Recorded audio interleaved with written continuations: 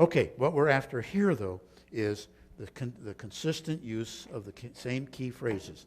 And the words deliberately come out of this. Now, when I get to the transition, I will say, okay, we've seen that God deliberately does it. Then I will use the rhetorical questions. I will say, why does he do it? And get us into reason number 2, the reason why. Now, to show you how important, you look at that and you say, okay, I got it. To show you how important this is, let me work with it a little bit more. Okay? Here's the message. Now, I know you don't see it. I'll show it to you in a minute. You got to listen, because we're talking about oral clarity. You don't have eyes. All you got is ears. So all I got to work with are your ears.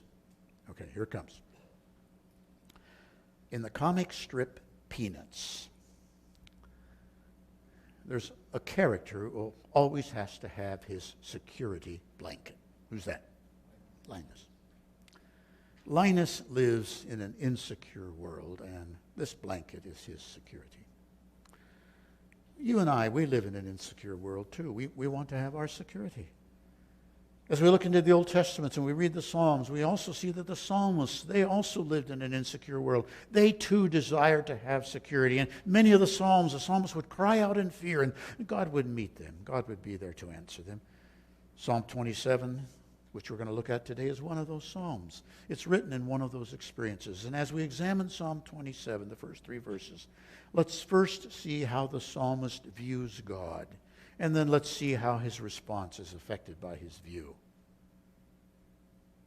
And you say, I was tracking you good for a while.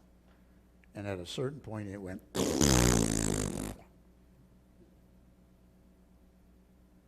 And you say to yourself, I lost you. And then you say to yourself, that's the way sermons are sometimes. No, it was not your fault. It was my fault. Here's what I did. In the comic strip Peanuts, he has to have his security blanket. We live in an insecure world. The psalmist lived in an insecure world. They desire to have security. Up till this point, you are following me beautifully, because the consistent key wording is occurring.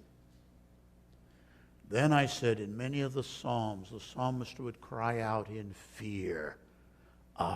Wrong word. They don't cry out in fear. They cry out in their insecurity. And God is there not to answer them, to provide them security. This was a message a student gave, and it's a good message. He goes on to talk about how the Lord is our source of security, and because God is our source of security, we should be confident in the face of life's difficulties. Good. He picks the word up down here, but we lose it up here, and we lose it here. As we examine Psalm 1-23, let's not first look at how the psalmist views God. Let's see how the psalmist viewed God as his source of security. And then let's see what a difference this made in his life. Okay? This is just gobbledygook right here. This is what the student said. Let us see how his response is affected by his view. I said, what? Nobody talks that way. Come on, put it in English. Let's see what a difference it made in his life. All right? But that's the consistent key language. Failure to use it right in here had the listeners go,